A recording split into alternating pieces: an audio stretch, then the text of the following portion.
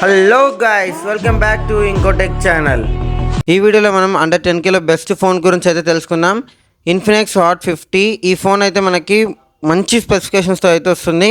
ఈ ఫోన్ యొక్క full specifications మీకు డిస్ప్లే పైన అయితే కనిపిస్తున్నాయి.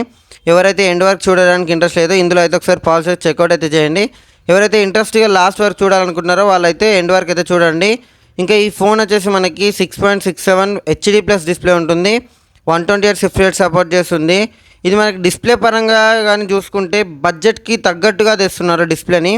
హై ఎక్స్పెక్టేషన్స్ అయితే పెట్టుకోకండి, బట్ మంచి డిస్ప్లేనే ఆ బడ్జెట్ పరంగా చూసుకున్నట్టయితే. ఇంకా నెక్స్ట్ ఈ ఫోన్ యొక్క కెమెరా డిపార్ట్మెంట్ గురించి మాట్లాడుకుంటే మీరు టిక్కుమని కొడితే టక్కుమని ఫోటోలు వచ్చేలాగైతే ఉండదు, బట్ మంచిగానే ఉంటుంది, పర్లేదు. 48 MP మెయిన్ కెమెరా ఉంది. సోనీ కెమెరా ఏదో అప్పటి కాలం కెమెరా ఇది. IMX582 కెమెరా ఇది. మీరు ఇందులో 3 కెమెరాలు ఉన్నాయి అని చెప్పి 3 కెమెరాల్లో వాడతామని అనుకోకండి. జస్ట్ ఇందులో 2 మాత్రమే పనిచేస్తాయి. ఇంకోటి డమ్మీ. మనకి 8 MP సెల్ఫీ కెమెరాని ప్రొవైడ్ చేస్తున్నారు. ఇంకా ఈ ఫోన్ యొక్క ర్యామ్ అండ్ రోమ్ గురించి మాట్లాడుకుందాం ఇప్పుడైతే. ఇందులో మనకి జనరల్గా ఈ స్పెక్స్ అనేది మనకి 15Kలో వస్తాయి, బట్ వీళ్ళు డిస్కౌంట్ అనుకున్నారో ఏంటో మరి తక్కువనే తెచ్చేస్తున్నారు. మనకి LPDDR4Xతో పాటు UFS 2.2తో వస్తుంది. దీని బేసిక్ వేరియంటే మనకి 4GB 128, హై ఎండ్ వచ్చేసి 8GB 128.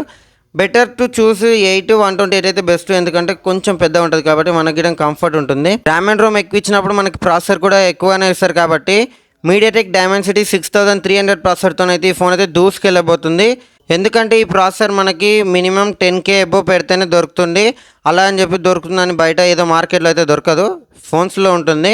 ఇంకా నెక్స్ట్ మనకి పర్ఫార్మెన్స్కి తర్వాత వచ్చేది మెయిన్గా ముఖ్యమైనది బ్యాటరీ లైఫ్ అయితే ఇది మనకి 5000 mAh మ్యాసివ్ బ్యాటరీని అయితే ప్రొవైడ్ చేస్తున్నారు. బట్ ఛార్జింగే మనకి మెల్లగా 18 వాట్స్లో మాత్రమే ఎక్కుతుంది.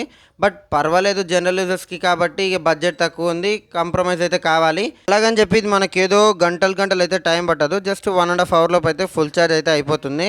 ఇంకా ఈ ఫోన్ యొక్క ప్రైసింగ్ గురించి మాట్లాడుకునే ముందు ఒకసారి కామెంట్ అయితే చేయండి. ఈ ఫోన్ యొక్క ప్రైస్ ఎంత ఉంటే బెస్టో అది మీకు చేయాలనుకుంటేనే చేయండి, లేదంటే లైట్ వదిలేసేయండి. ఇంకా ఈ ఫోన్ యొక్క ప్రైస్ వచ్చేసి మనకి 8,999కి అయితే వస్తుంది.